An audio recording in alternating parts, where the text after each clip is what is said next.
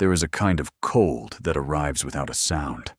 It comes down white and quiet over a city and lays a blank page over everything. The roofs and the river and the shuttered shop fronts and the tall painted doors, until the whole of London looks like a letter no one has yet troubled to write. A stranger might think, to see it lie so still, that such a city kept no secrets. In truth, it was built of them. Behind every blank front were people who knew exactly where the warmth was, and who was owed a share of it, and kept the knowing as close as money. A blank page can hold a great secret, or it can hold nothing at all, and there is only one way to learn which. You must trouble yourself to read it. London did not trouble itself.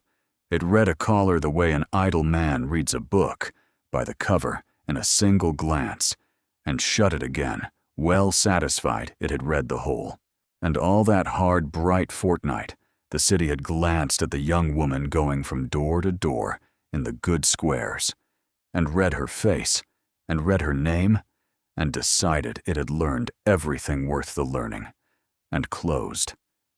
Her name was Mariel Vane, and she was 23 years old, and there had been a time, not so far past as to be forgotten, when a face like hers had been counted among her small fortunes.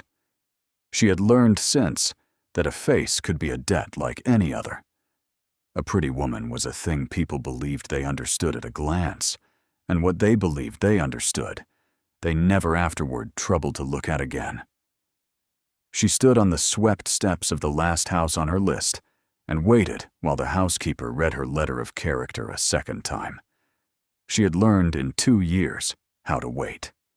You kept your face still and your voice level and the cold hidden, and above all, you gave them no glimpse of your cleverness, for a clever woman with a ruined name was a thing no house in London would keep, while a pretty simple one they might pity, and set to fetching shawls, and reading aloud, and carrying messages no one trusted to a sharper girl.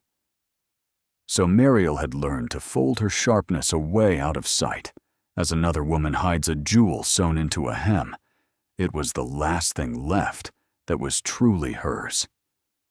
The housekeeper reached the name at the foot of the letter. Vane.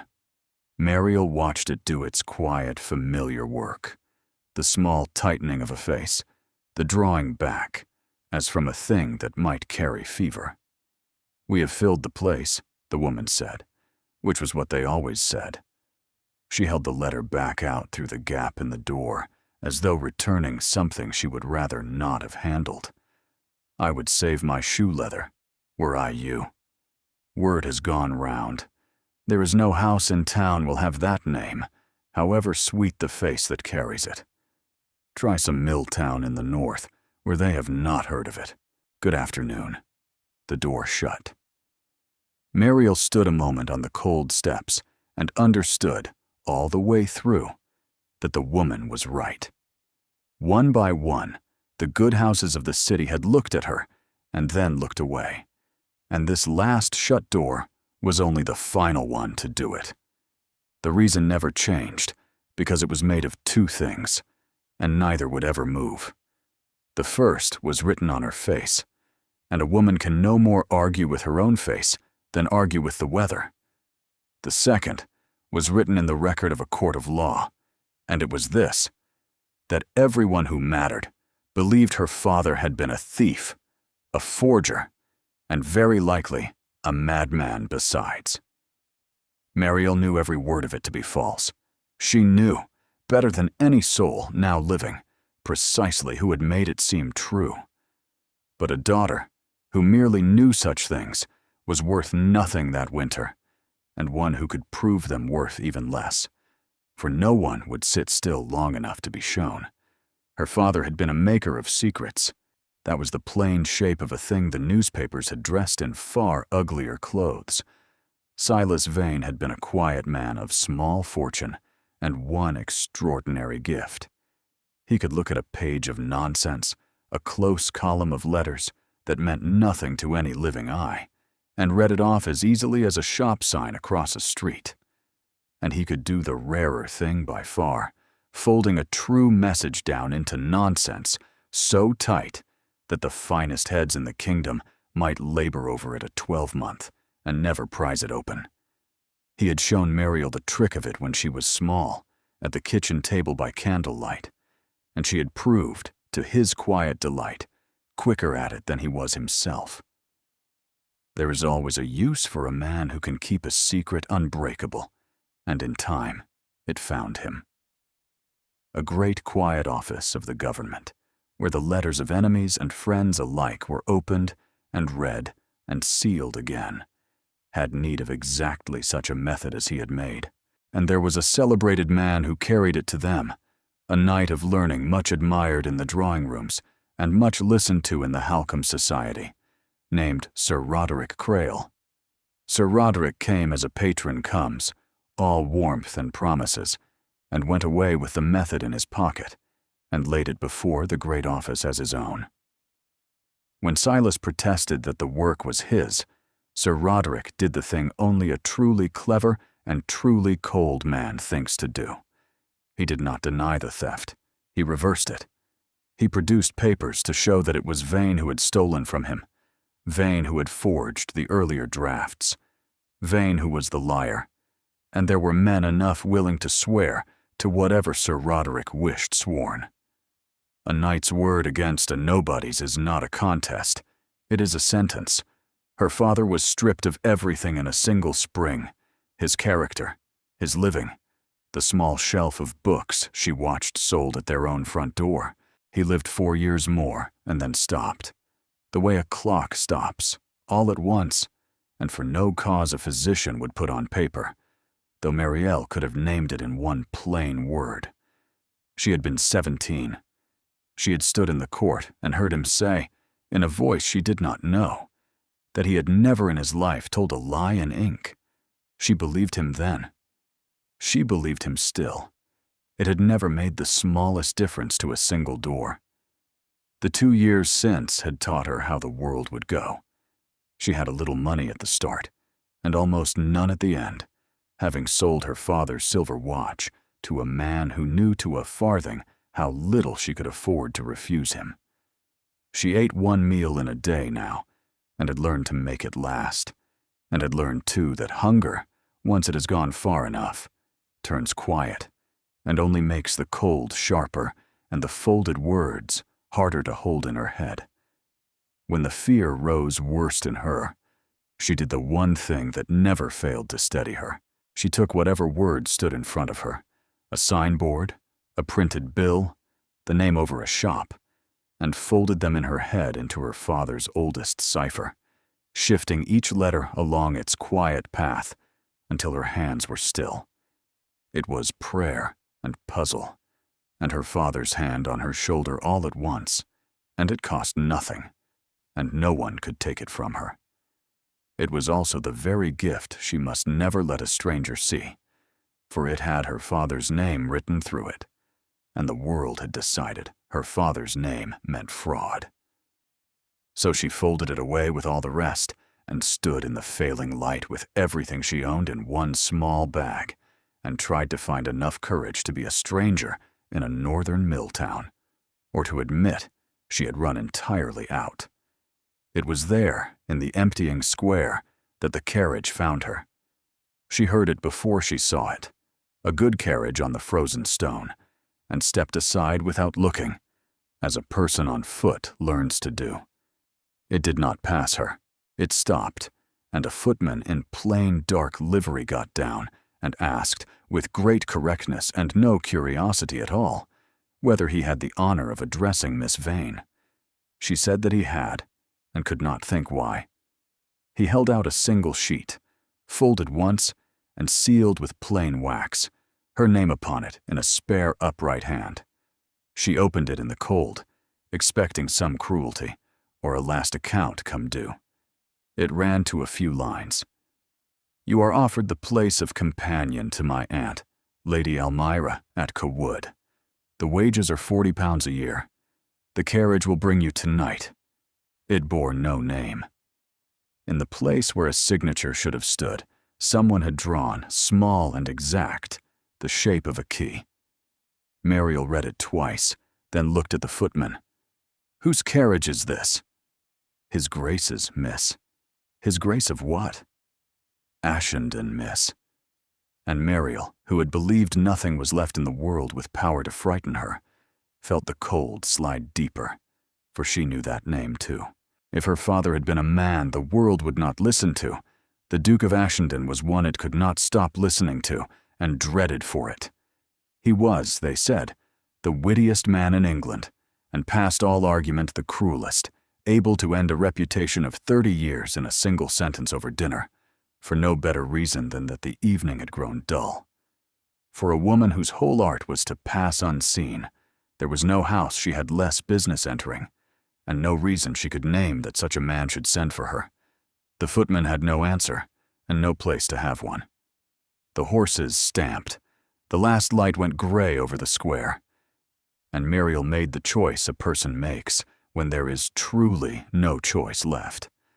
She got into the carriage. Cawood, when she reached it late that night, was only a scatter of gold windows in a great dark front, and she was too cold to see more. She was led into a wide stone hall, and it was there, the warmth only beginning to reach her, that she first heard his voice, though she did not know it was his. A man was speaking beyond the screen at the end of the hall, low and clear, to a servant about her, and had not troubled to lower it. One does not lower one's voice before the furniture. Pretty enough, the man was saying, in a tone of mild and final boredom. Pretty enough, and sharp as a spoon, I should think, by the look of her. She will do to carry my aunt's shawls and read her the sermons. Send her up when she has thawed, Prewitt, and let usn't pretend either of us expects conversation. Mariel stood still in the cold hall, and let the old familiar thing settle over her, the being read by the cover and shut, and told herself it did not matter. Let him think her a spoon. A spoon was safe. A spoon fetched shawls and was left alone. Then the man came round the screen, saw that she had heard, and did not care in the least. He was tall and dark, not much past 30, with a hard, clever face and pale gray eyes that went over her once and dismissed her before they had finished. In one hand, he carried, carelessly, a small square of card. "You heard me," he said. It wasn't an apology, but an observation, for his own amusement. "Do not distress yourself, I say worse of cleverer people." Then, on the whim of a man who cannot let a dull moment lie, he held the card out between two fingers. "Since we share a roof, let us test my judgment. There is not a head in the Halcombe Society can read what that says. Tell me what it does, and I shall beg your pardon on my knees." Mariel took the card. She did not mean to. Her hand did it before her caution could stop it.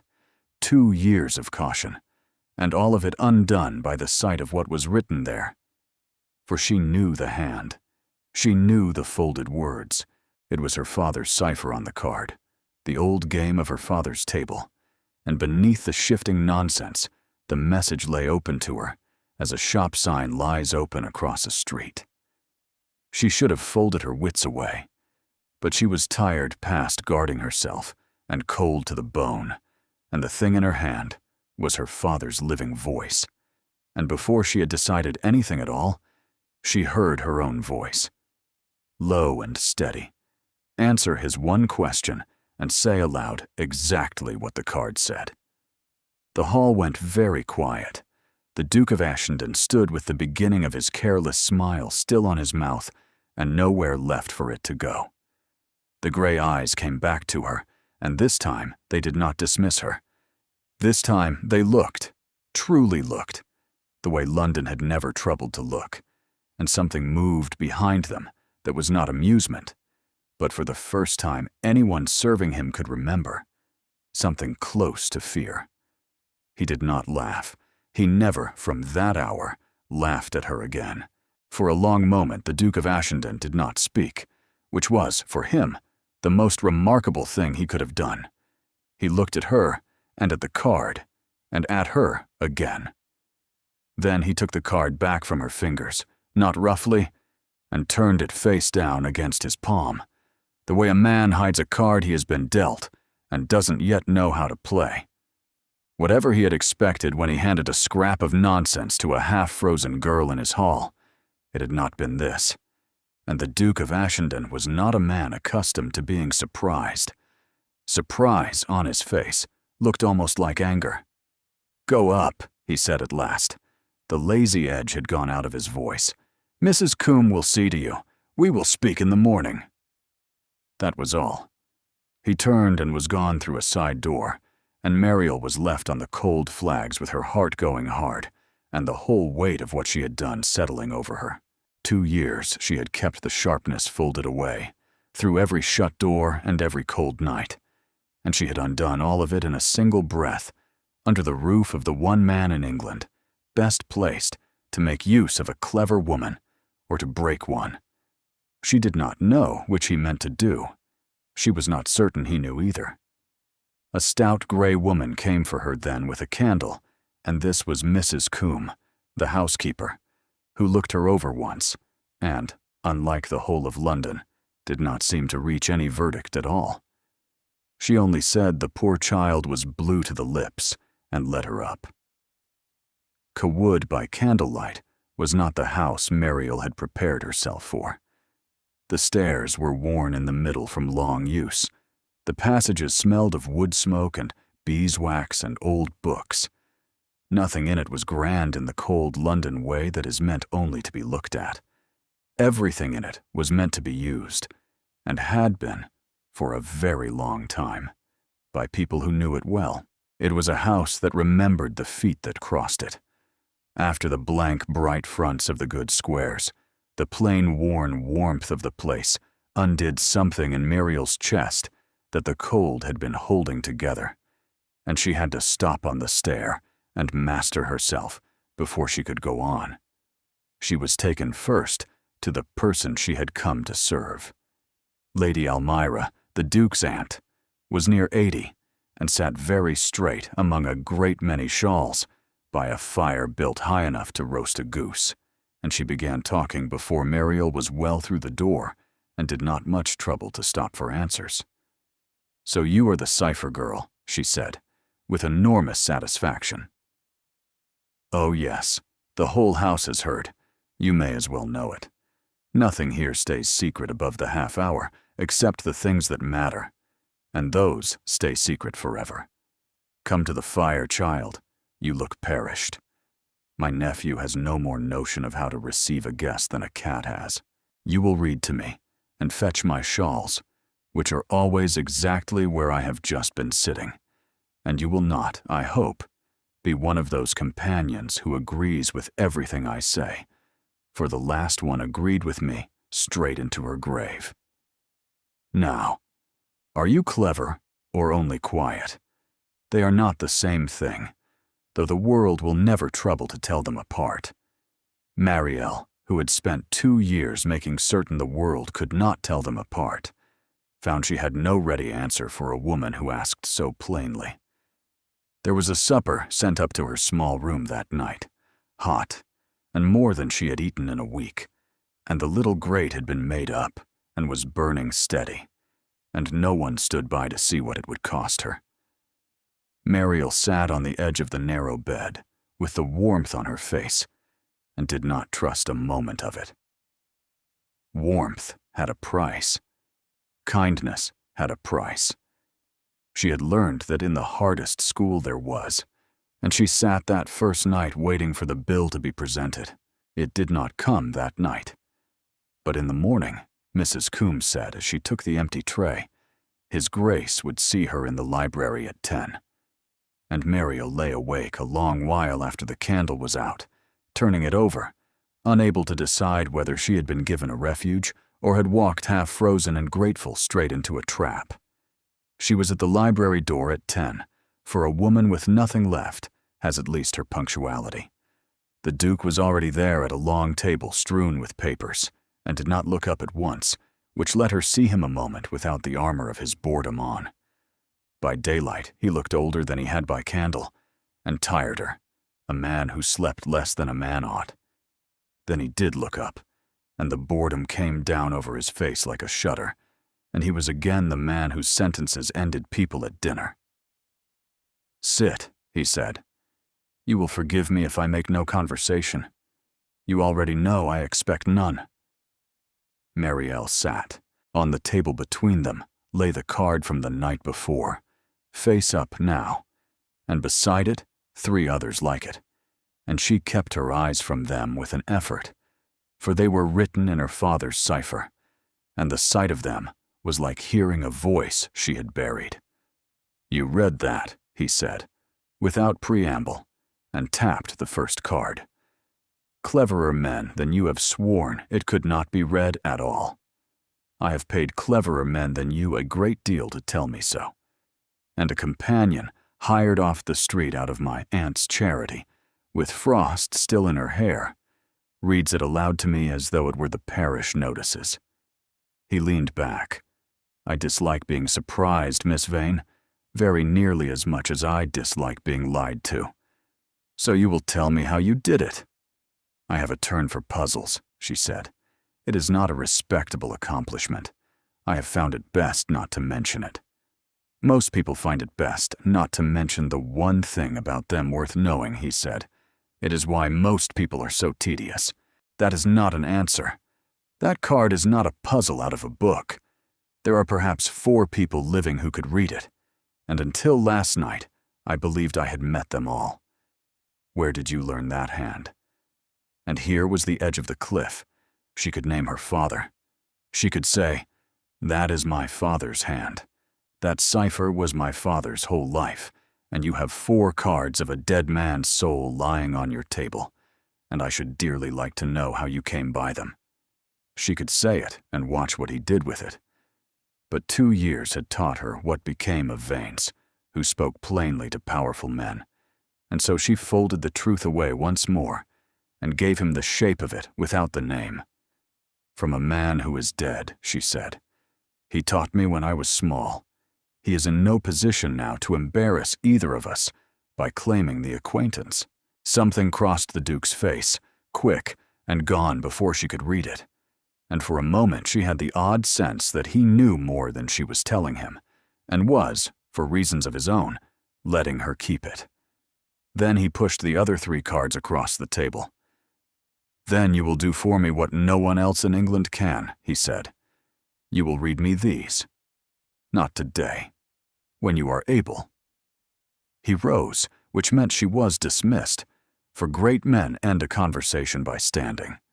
But at the door his voice caught her once more, and it had changed again, the boredom gone, and something beneath it she could not name. "One thing, Miss Vane. Last night, in the hall, you heard what I called you, and you read the card anyway, when you might have played the fool and been left in peace. Why?" And Muriel, with her hand on the door, gave him the one true thing she had not meant to give. "Because for 2 years," she said, "everyone who has looked at me has been certain they already knew what I was. You were only curious enough to ask. No one has asked me a question in a very long time." And she went out, and did not see the way the Duke of Ashenden stood looking at the shut door after her, as a man looks at a line written in a language he had believed no one else alive could read. And then, for a little while, nothing went wrong at all, which unsettled Muriel more than anything yet had. The days at Cawood took on a shape. She read to Lady Elmira and was scolded fondly for being right too often. In the afternoons, she gave the Duke, a little at a time, the messages folded inside his cards, and asked nothing of where they came from, and he told her nothing, and it suited them both. He was sharp with her still, for sharpness was the only tongue he owned, yet the blade never once turned on her, the way the whole county swore it could, and all the while she waited for the cost of it, kept her guard up and her small bag half-packed, certain that no one gives a ruined girl warmth and a fire in her grate for nothing. But the reckoning never came, and a person can only hold her breath so long. If you have ever been looked at once and filed away as nothing, and left standing on the wrong side of a door, then you already know the shape of what Mariel felt, and how hard it is to trust a warmth you are sure you will be made to pay for. Before we go on to the night that changed everything, take one moment, if this story has its hook in you, to follow along, so the next part can find its way back to you. Because the night that changed everything was nearer than she knew. It came the following week, past 2 in the morning, when Mariel, unable to sleep, went down for a book she had left in the library, and saw a line of candlelight beneath a door that should have been dark, and heard, from the room where the Duke of Ashenden kept the things no one was allowed to see, his voice, low and unguarded, saying a name over and over, like a man begging pardon of someone long past hearing him. She knew she should go back up the stairs. A wise woman would have gone straight back to her narrow bed and her banked fire and pretended she had heard nothing. But Mariel had spent 2 years being wise, and being wise had bought her one shut door after another. And something in that low, broken voice held her where she stood, her candle shielded behind her hand. The door was not quite closed. A hand's width of dark gold light lay across the passage floor. She told herself she meant only to listen. Then the voice inside dropped lower still and said the name once more, and though she could not catch the whole of it, she caught the grief in it. Raw and unguarded. The grief of a man who believes himself entirely alone. And Mariel, who knew something of grief kept private for want of anyone to share it, leaned to the gap in the door and looked in. It was a small room, and it should have been an ordinary study, and it was like no study she had ever seen. Every wall was covered, not with pictures, with paper. Sheet upon sheet of it, pinned edge to edge, close written, and even by candlelight, even from the doorway, Mariel felt the old pull in her chest, for she knew what she was looking at. She had grown up looking at it. The walls of that room were papered, floor to ceiling, in cipher. Years of it. She could see the years the way you see them in the rings of a tree. The older sheets soft and yellowed, the newer crisp and white, all in one patient driving hand that had worked at a single problem a very long time and refused to let it beat him. A long table ran down the middle, its papers laid out not like a scholar's clutter, but like a lawyer's brief, in order, in sequence, an argument built stone by stone toward some end she could not yet see. And pinned above the table, alone, at the center of the whole vast patient labor, where a man sets the thing he is working toward so as never to lose sight of it, was a single sheet that was not in cipher at all. It was a name, written plain. Silas Vane. Mariel forgot the candle. She forgot her place, her caution, the 2 years of folding herself small. She stood in the doorway of that secret room and stared at her father's name pinned to the wall of the cruelest man in England, ringed about by years of his labor, and the floor of the world tilted quietly beneath her, because there was only one thing all of it could mean, and she could not make herself believe it. Someone had believed her father. Someone had believed him all along, not a daughter, whose belief the world counted as nothing. A man, a duke, with money and power and years to spend, and he had spent them in secret, on the one thing every closed door in London had sworn no one would ever trouble to do. He had been trying to prove Silas Vane innocent. She must have made some sound, she never knew what.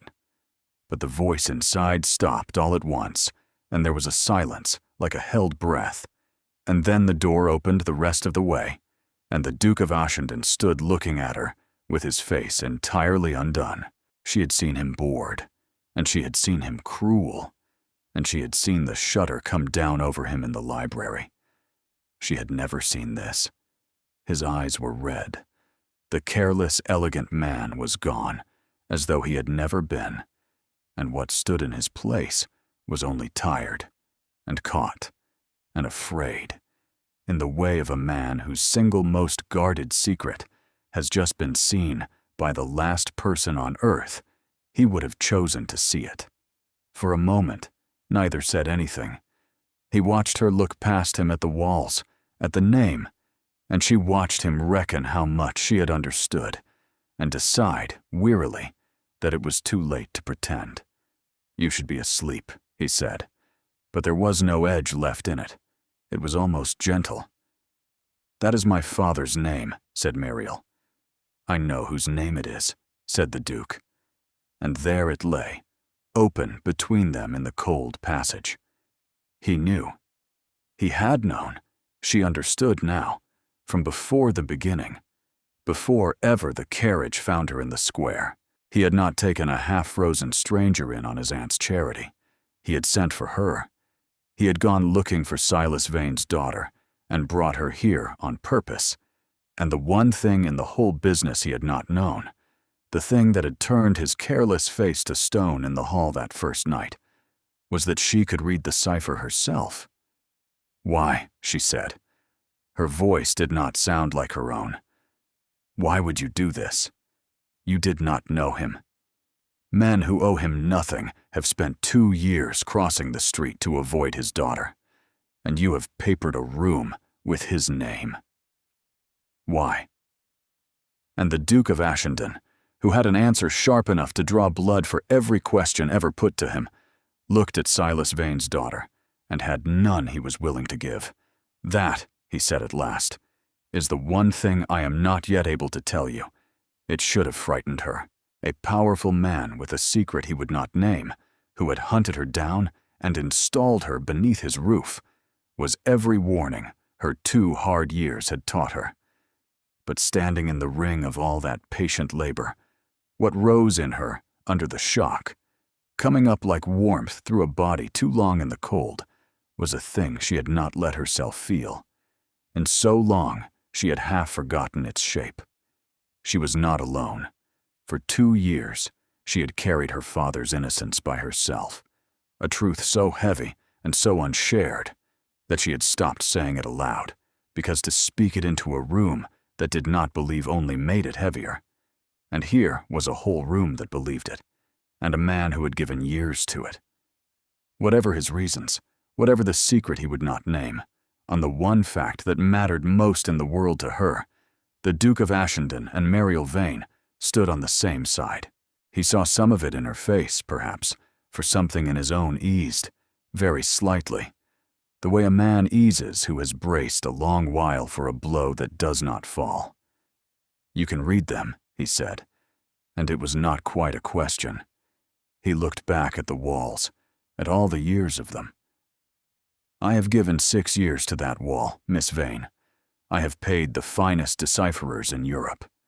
I have learned more of your father's art than any living man who is not your father, and it was never enough, because the last of it, the proof itself, he locked with a key he never wrote down.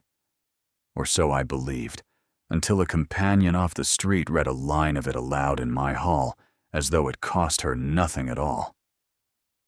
Muriel looked past him at her father's name on the wall, and at 6 years of a stranger's devotion beneath it, and understood what she was being asked, and understood that in her heart she had already answered.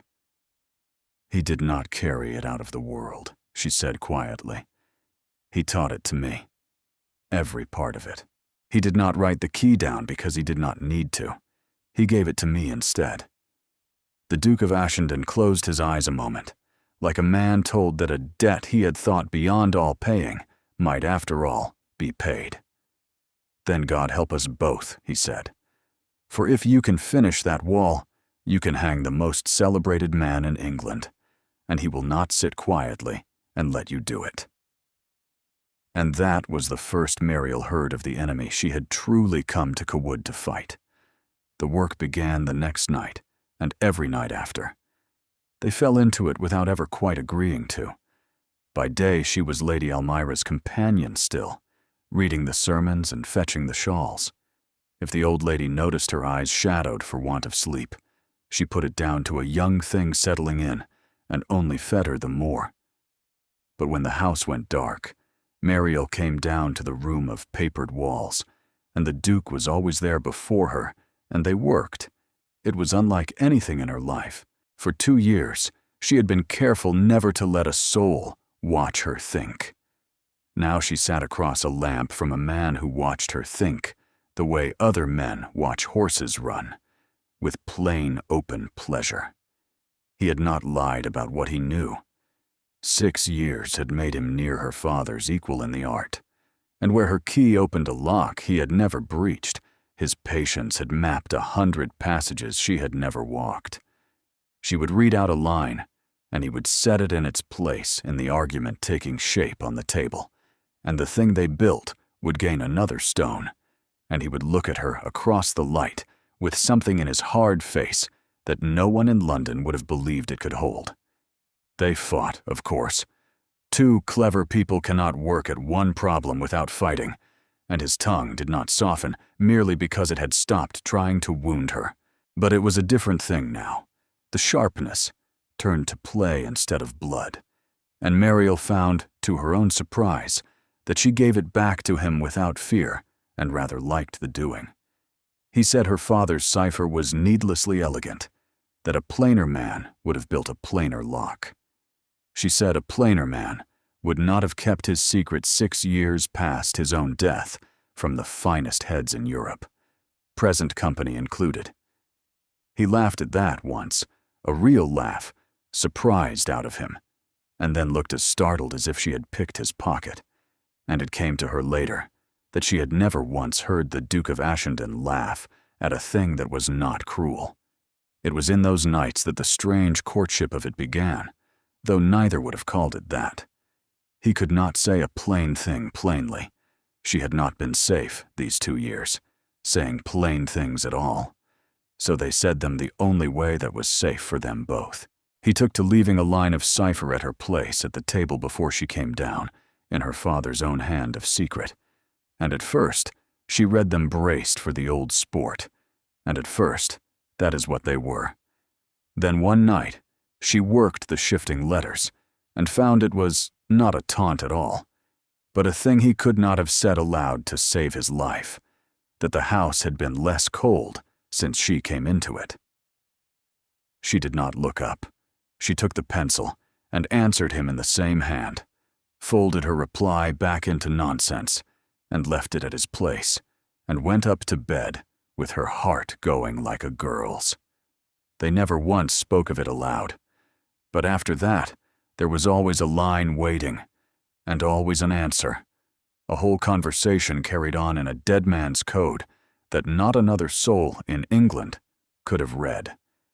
And it was the first tender thing the Duke of Ashenden had kept in 6 years that was not also a guilty one. There was a night they broke a passage he had failed at for 6 years. It fell open all at once under her key and his mapping together, neither enough alone to do it, and they read what it said. It was a small, ordinary line, a note her father had folded away about a debt of honor, nothing in itself, and yet it was the very stone the whole argument had wanted, and they both knew it. Mariel felt the tears come up hot and sudden, and did not trouble to hide them, and the Duke did not pretend not to see. He reached across the table and, for the space of one breath, laid his hand over hers, where it rested on her father's words, and neither of them said anything at all. And it was the first time in 2 years that anyone had touched her, as though she were not a thing that might come apart. Only 2 shadows lay across it. The first was the wall itself. As the argument neared its end, a gap remained at its heart. One final proof they could not build from the papers he had. The single document that would show past, all denying that the cipher was Silas Vane's, before ever it was Crayle's. And that document, if it still existed, wasn't at Cawood. The second was smaller, and she told herself it was nothing, and it would not leave her be. Once, when she asked him again, gently, in the warm quiet of the work, why he had given 6 years of his life to a man he had never known, the Duke of Ashenden went still in the way she was learning to read, and did not answer, and the old shudder came halfway down over his face before he mastered it. He had told her he could not yet say, and she had let it lie. But a woman who reads ciphers for her bread knows the difference between a thing withheld to guard a secret and a thing withheld to guard the one who keeps it. And the more she came to care for him, the more surely she knew that whatever he was not telling her, he was not sparing himself. He was sparing her. The proof they still lacked sent her, in the end, into the old records. And it was there, and not on the papered walls, that Mariel found the thing that broke her heart. If the last document existed, the Duke had said, some note of where it had gone would lie in the account of her father's ruin itself, in the proceedings of the Halcombe Society, which had heard the matter 6 years before, and let Sir Roderick bury him. He had the bound volumes on his shelves, and had forgotten, she would think afterward, what else was written in them, or he would never have left her to open them alone, on an ordinary gray afternoon, while he was away in the county on estate business. She read the account of her father's fall, as no daughter should ever have to read it, in the dry columns of men who had decided against him and set it down as though it were the weather. She read how Silas Vane had come before the society to answer Sir Roderick's charge, and had brought his papers, and had asked only to be heard. She read that he had very nearly been heard, that the room had wavered, that for the length of one afternoon the tide had hung uncertain, and a wronged man had stood a single honest hour from saving his own name. And then she read how it was lost. It was lost, the record said, when a young gentleman of the society, already much admired for the quickness of his tongue, rose and said a thing about Silas Vane. The record gave the words. They were not many, and they were very clever, and they took a man standing there with his life's work in his hands and made of him a small, ridiculous figure, a fool who had reached above himself, and the room, the record said, had laughed. Once the room had laughed, it was over. You cannot hang a man the room is laughing at, nor save him either. After the laughter, no one troubled to weigh the papers. Sir Roderick had won the whole room in the space of a single sentence. He had not even needed to speak himself. And Silas Vane had gone home a joke, and in the 4 years left to him had never again found a door that would open.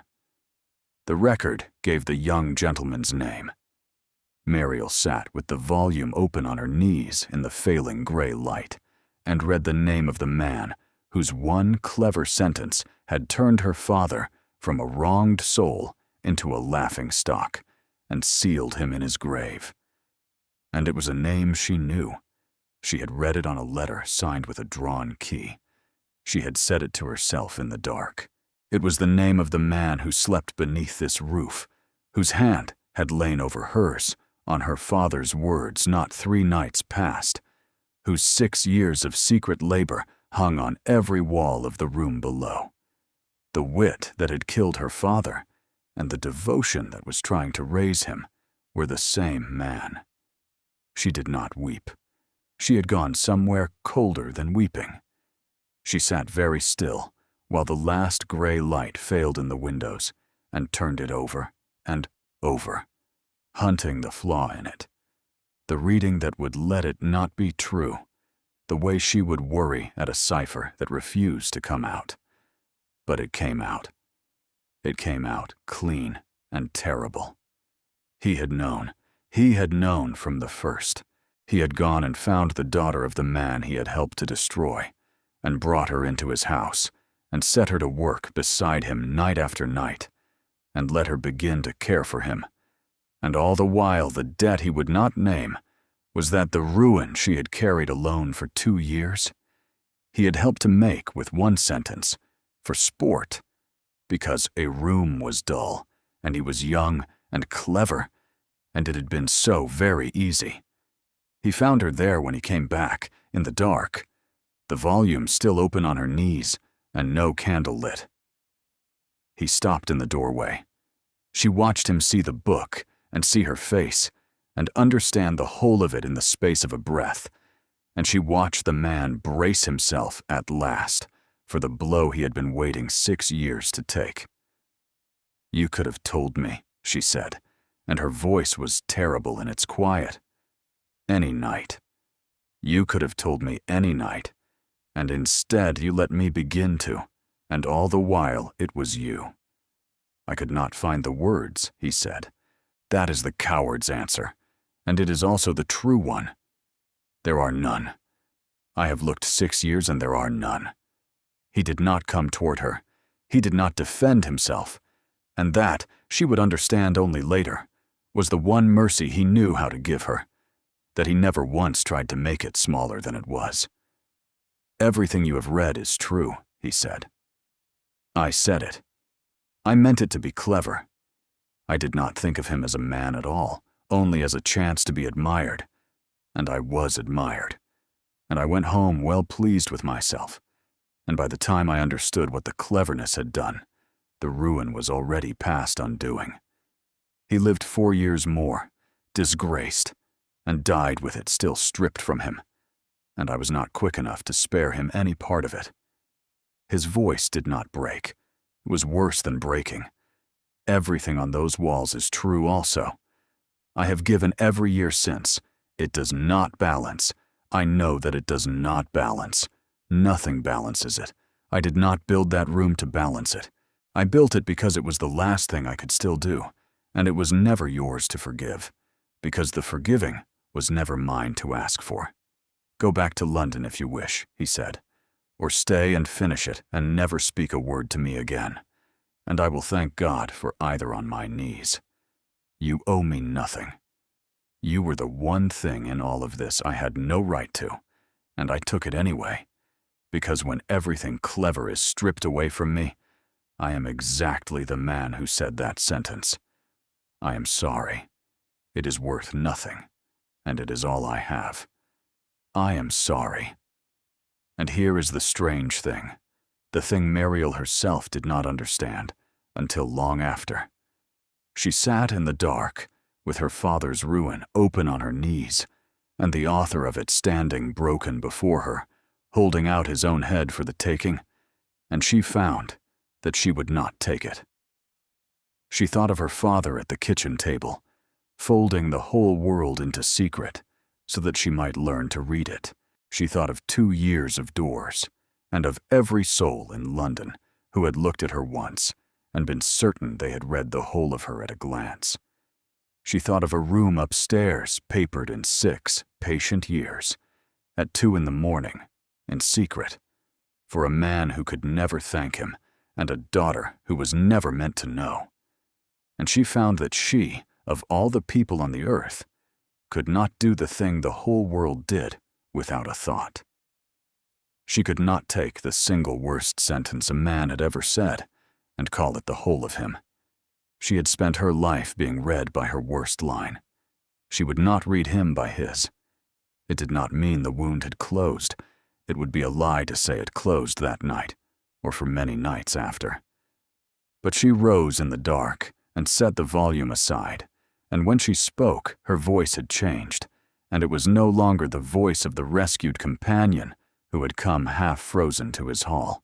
It was the voice of the one soul alive who could finish what he had spent 6 years unable to finish, and had just decided that she would. "You are right that it does not balance," she said. "So we will not try to balance it.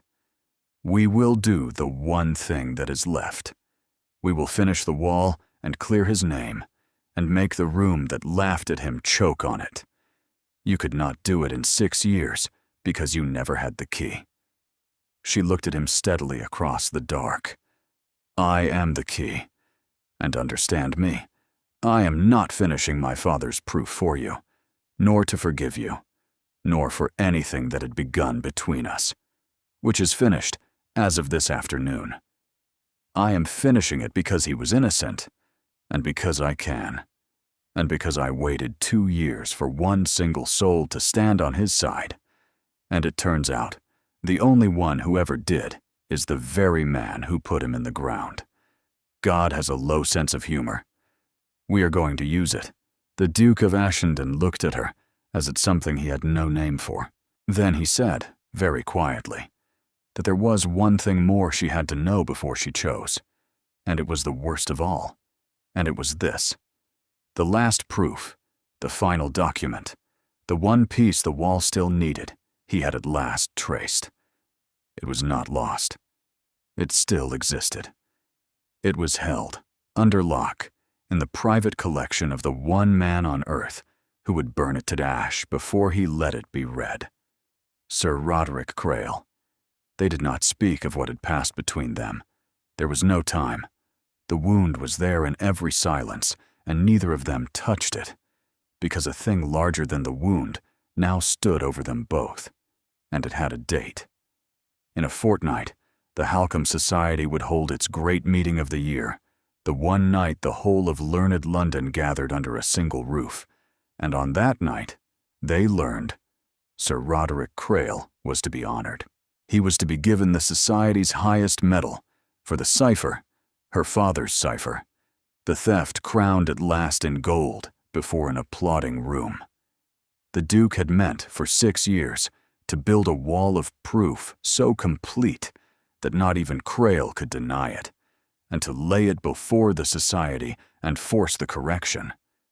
But the wall still wanted its last stone, the one document Crail held and would burn.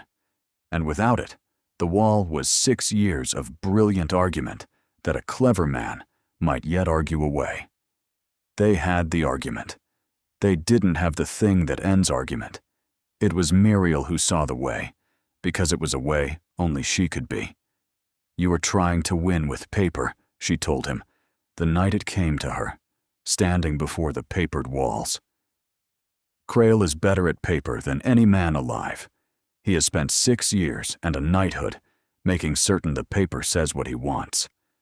But there is one thing he cannot forge, and cannot burn, and cannot argue away, and it is not on this wall. She turned to him. "My father did not write the key down. Do you understand what that means? It means Crail does not have it. It means he never had it. He stole the lock and called it his, but he never once held the key because the key was never on paper to be stolen. It was in my father's head, and my father put it in mine. She let it land. Crail cannot read the deepest of my father's ciphers. I can. Put us in one room before witnesses with a sealed message neither of us has seen, and let the great inventor of the cipher try to read it beside the ruined man's daughter. One of us will read it. It will not be him." The Duke of Ashendon looked at her a long moment, and something kindled in his tired face that she had not seen there before, which was hope. Lady Elmira, who missed nothing that happened under her roof however much she pretended otherwise, found Muriel the next morning and did not pretend at all. She knew, it turned out, the whole of it, and had known for years the guilt her nephew carried and the room he kept and would not speak of. He was the cleverest child, she told Muriel, and the loneliest, and the two things are not unconnected. His father had a tongue that could take the skin off a servant at 40 paces, and used it daily, and a small boy learns to be quick or learns to bleed. The boy learned to be quick. She looked at Muriel with her old shrewd eyes. He was quick for so long that he forgot it had ever been armor, and used it for sport, and one day the sport killed a good man, and the boy who had only ever been trying not to bleed woke up a murderer in his own eyes, and has not had a peaceful night since. I do not tell you this to excuse him. There is no excusing it, and he would be the first to say so, and does, nightly. I tell you, because you are the one living soul with the right to know it, and because I am 80 years old, and should like, before I die, to see him forgiven by the one person whose forgiveness he will never dare to ask. They were not the only ones making plans. 3 days before the meeting, a letter came for the Duke, and Muriel watched his face as he read it, and knew, before he told her, that the quiet was over. "Crail knows," he said, and set the letter down. He knows I have been working. He knows you are here, and whose daughter you are. He watched her take it in. He's not a fool, Marielle. He has been the cleverest fraud in England for 6 years. Did we truly imagine he would not watch the one man in the kingdom who never believed him? He has known for weeks. He has let us build our little case in the dark, and now he writes, most cordially, to invite us both to attend the meeting. He wants us there. Why? Said Marielle, though the cold in her already knew. Because he means to do to you exactly what he did to your father, said the Duke. In the same room, with the same weapon. He is not afraid of our proof.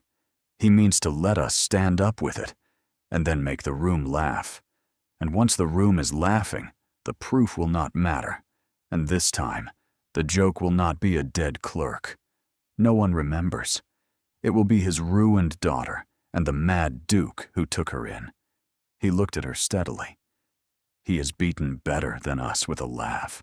He's inviting us to our own humiliation, and he is certain we are too proud to stay away. And are we? Said Marielle. Oh, we are going to come, said the Duke of Ashenden, and for the first time in days, something of the old edge came back into him, turned outward now, at last, where it belonged. We are going to come, and we are going to teach that room a new joke. But that night, Marielle lay awake in her narrow bed and heard, beneath all his confidence, the thing neither of them had said. Crail had beaten her father in that room with nothing but a sentence. Crail had never once lost that room in his life. And in a little under a fortnight she, whose whole art for 2 years had been never to be looked at, was going to stand up in the one place in England, most practiced at laughing an innocent into the grave, and give them her name. The night before the meeting, Marielle could not sleep, and went down to the room of papered walls one last time, and found him there, as she had known she would. They had done all that could be done. The wall was as complete as her key, and his 6 years could make it.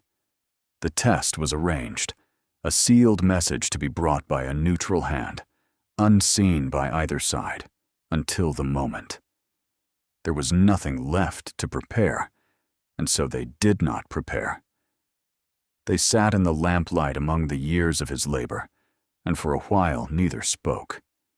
Then he said, with no cleverness in it at all, the plainest thing she had ever heard him say. I am afraid, he said. I have not been afraid of a room in my life. Rooms are the one thing I have always known how to beat. And I am afraid of that one, tomorrow, because for the first time it is not only myself I am risking in it. If I fail tomorrow, I fail alone, and that is nothing. I have earned it. But I have put you in it. I have taken the one person who should have been kept furthest from that room and set her at the very front of it, because I needed her. And I told myself it was for your father, and some of it was. He looked at his hands, but not all of it. And you should know that tonight, before you stand up for me tomorrow. Not all of it was for your father. Then what was the rest of it? She said. And the Duke of Ashenden, who had armored himself in cleverness since he was a child too small to bleed, and had never in his life met a question he could not turn aside with it, looked at the woman across the lamp, across the wreck of his 6 years' penance, and gave her, in the place of a clever answer, the truth, unarmed.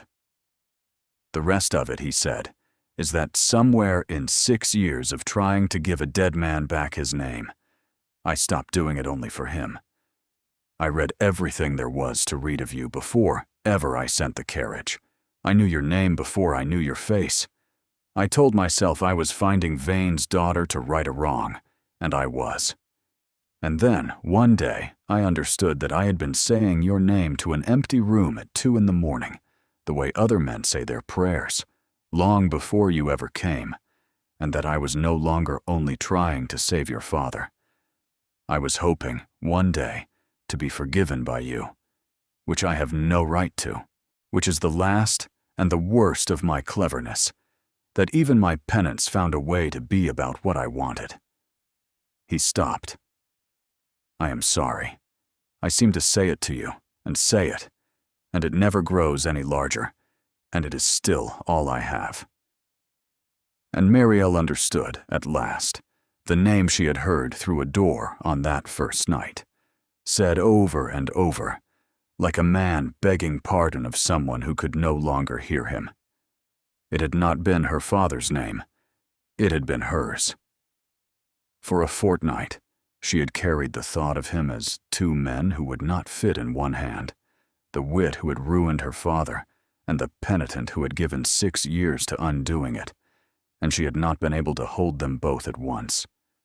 But sitting there in the lamplight, hearing her own name laid down at last, as the thing beneath all of it, she felt the two men quietly become one, and the one was only a person, as flawed and as trying as any other, as flawed and as trying as she was herself. It did not mend the wound. It did something stranger and more useful. It made the wound a thing she could live beside. She crossed the room. She did not know, until she was doing it, that she meant to.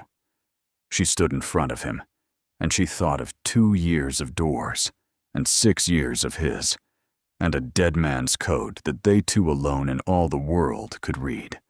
And she found that the wound, which had not closed, had somehow, without asking her leave, stopped being the largest thing in the room.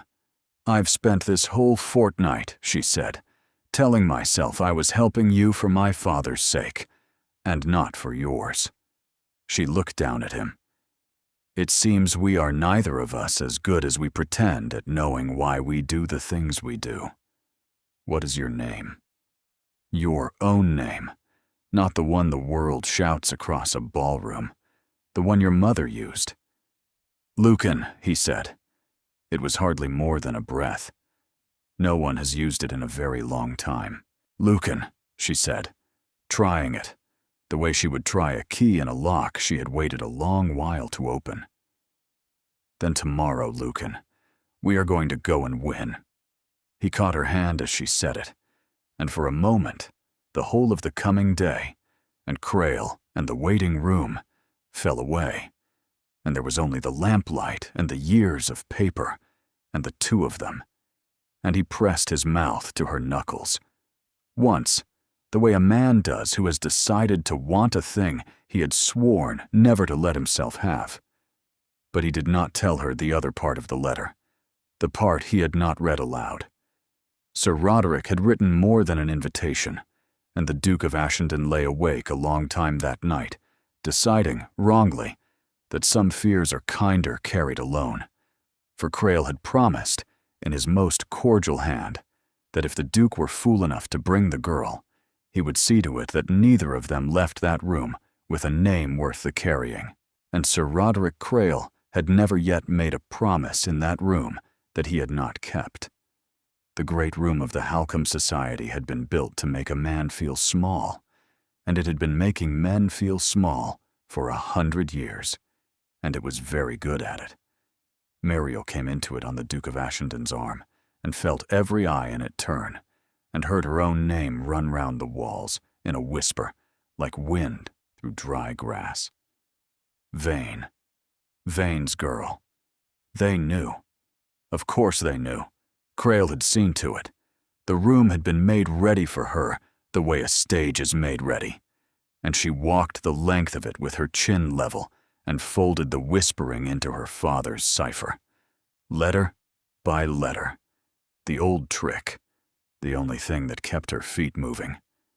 At the head of the room, beneath 100 years of the Society's portraits, sat Sir Roderick Crail. He was not what a villain ought to look like. That was the worst of it. He was a handsome, silver, genial man, comfortable in his fame the way other men are comfortable in an old coat. And when he saw them come in, he smiled with what looked, to the whole room, like the most generous warmth, and rose and welcomed the Duke of Ashendon by name, and said how honored the society was that so distinguished a member had come to see the medal bestowed. It was beautifully done. In 3 sentences, he had told the room that the Duke was one of them, that this was Crail's night, and that whatever the eccentric Duke had come to say would be the sour note in an evening of triumph. Then he gestured, all courtesy, to the floor, and invited his lordship, if he wished, to say a word. It was the trap her father had walked into. Crail was giving the Duke the floor exactly as, 6 years before, the floor had been given, so the room might watch a man hang himself upon it. The Duke of Ashendon rose. The room settled with a small, pleasurable stir, for they knew what he was, and had come half hoping for it. The wit, the flaying sentence, the entertainment. Mariel saw them lean in for the sport. She saw Crail, secure, fold his hands, ready to turn whatever cleverness came upon its author. And the Duke of Ashendon looked at the waiting, hungry, clever room, and did not give it what it had come for. 6 years ago, he said, in this room, I said a clever thing about a man named Silas Vane. The stir died. You remember it, some of you, he said. It was quoted for a season. It was very clever. I have been ashamed of nothing in my life so much since. He did not raise his voice. He let the plainness of it do the work no shout could have done. I said it because this room was dull, and I was quick, and it was easy, and because a frightened man with his papers in his hands made an easy mark, and you laughed, and I went home warm with your laughing, and that laugh was the last thing that ever went right for Silas Vane. He asked only to be heard. My one sentence made certain that he never would be.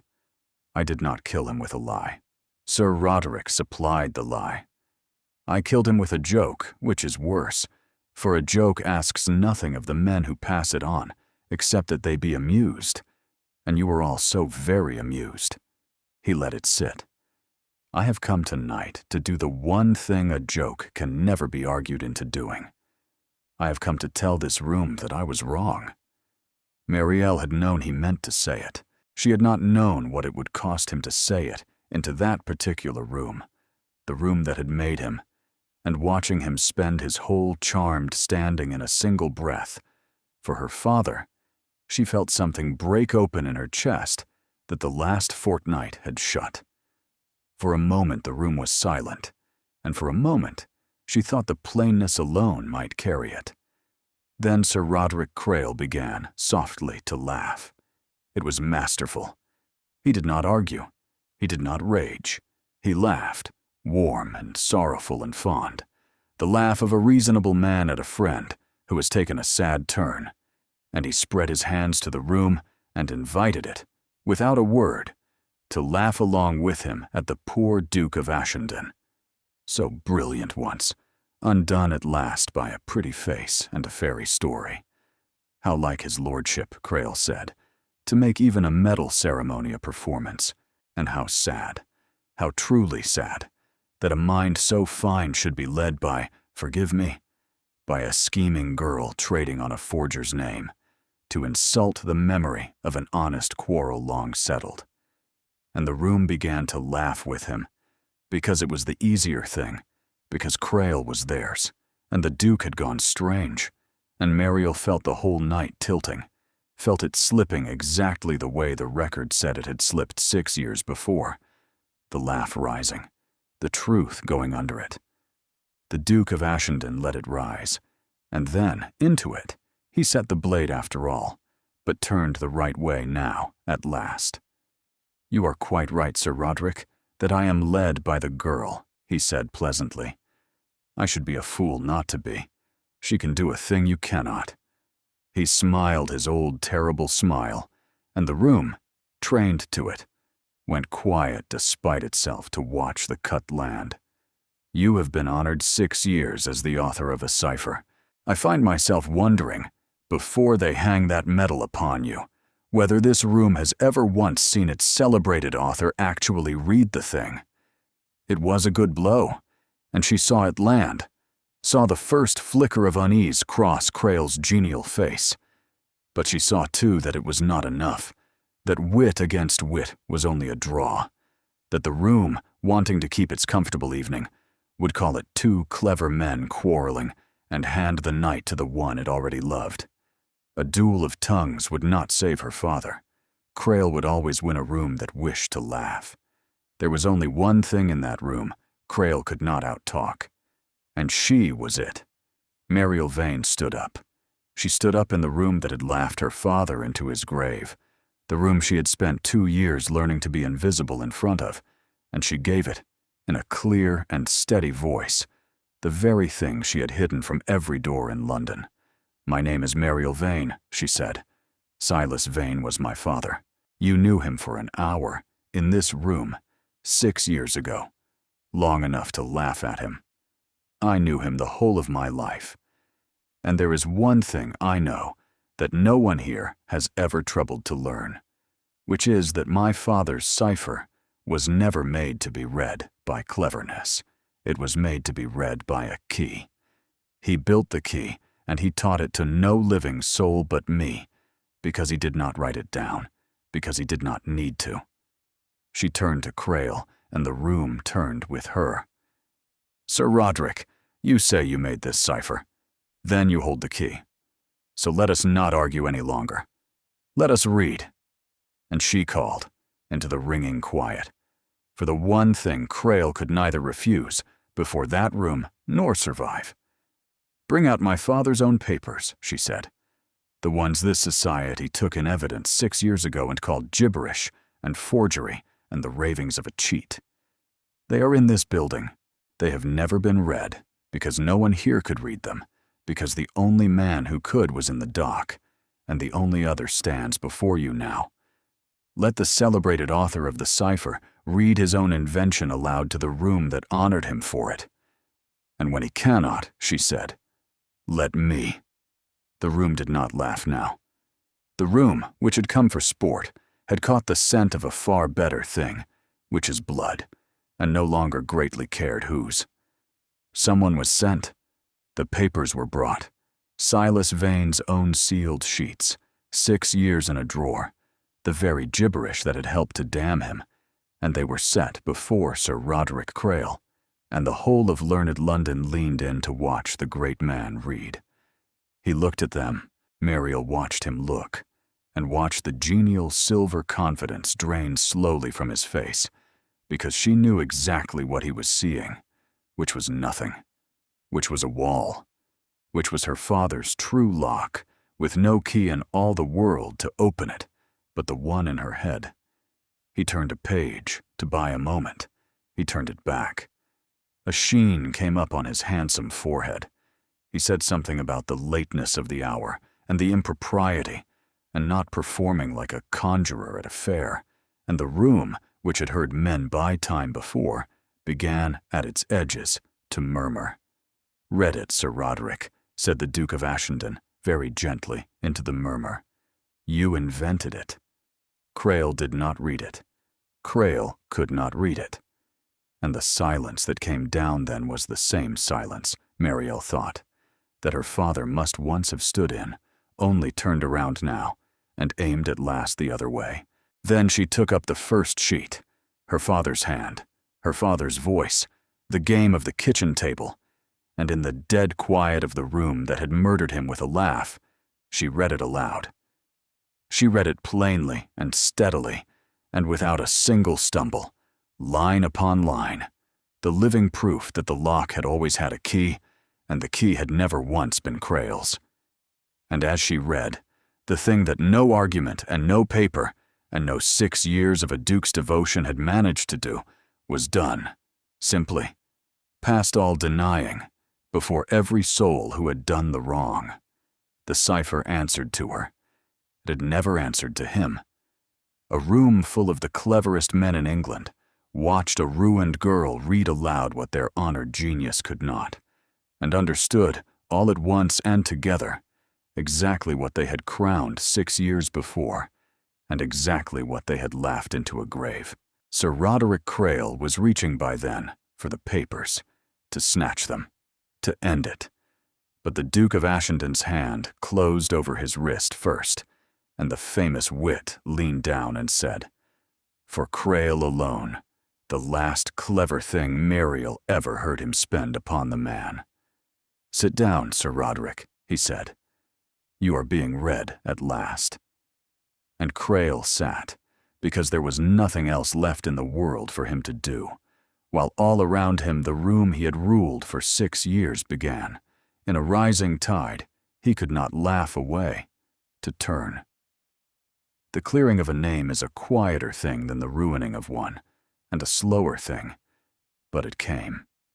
It did not all happen that night, though enough happened that night. In the weeks that followed, the Halcombe Society, with the particular energy of men eager to be seen mending a wrong they had all helped to make, undid 6 years in a single season. The medal was never bestowed. Sir Roderick Crail, stripped of the fame that had been his whole substance, found the doors of learned London closing upon him one after another in the very way he had taught them to close, and discovered, as her father had discovered before him, how cold a city can turn to a man it has decided to stop believing. The record was corrected. Silas Vane's name was read into the proceedings again, this time in honor, the true author of the cipher that had worn another man's name too long.